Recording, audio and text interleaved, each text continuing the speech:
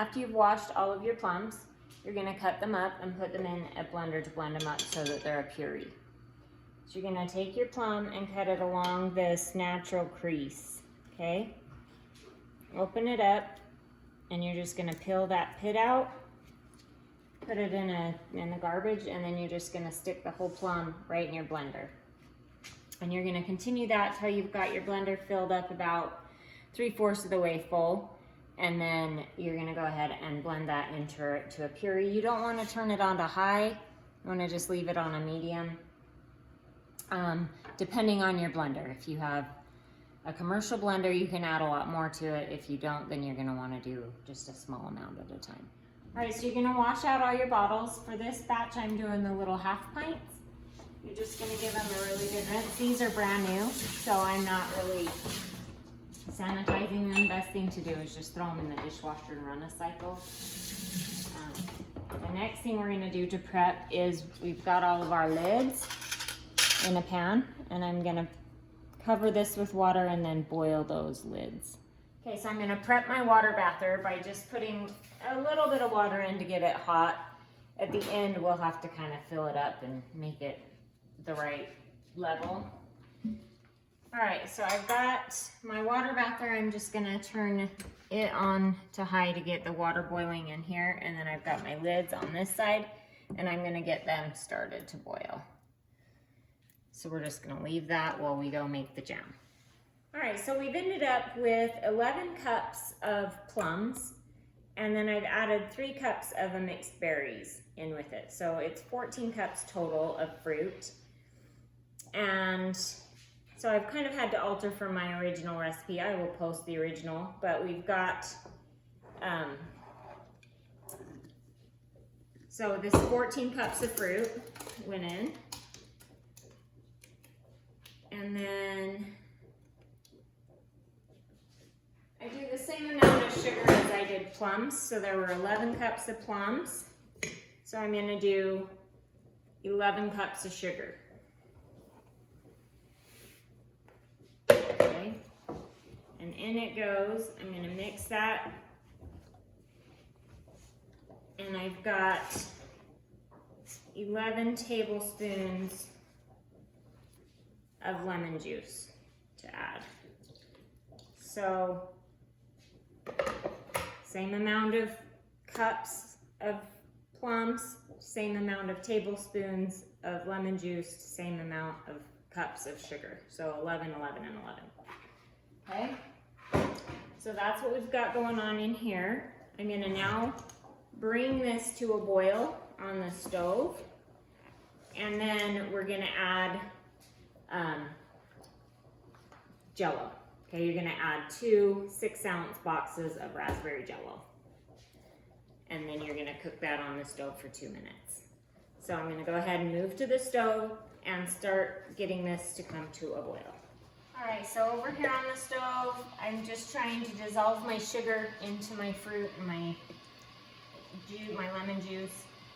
And then once it comes to a boil, I'm gonna add my Jello and then cook it only 2 minutes. And then we're gonna add it to jars and process it. So we just about got it to where it's boiling. You can see the little bubbles starting to form. So we're just gonna make sure we stir this good, and then just wait for that to boil, which it's coming.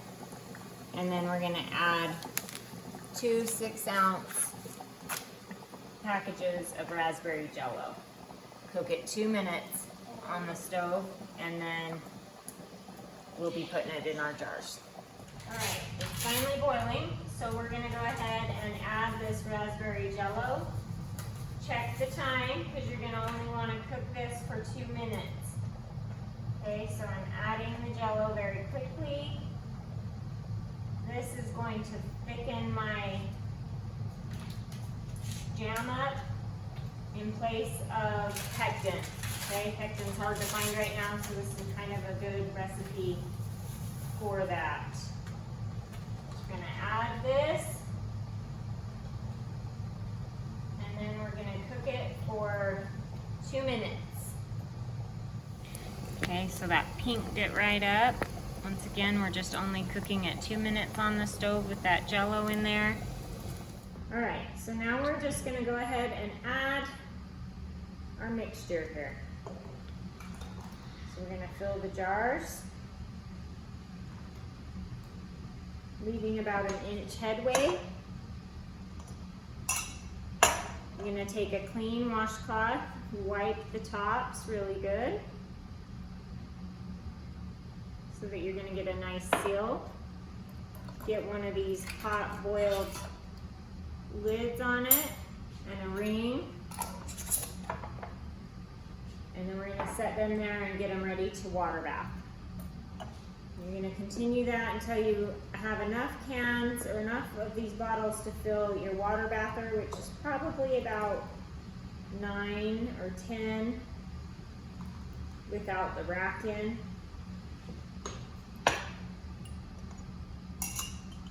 And you're just gonna continue this process till you have all your jars filled.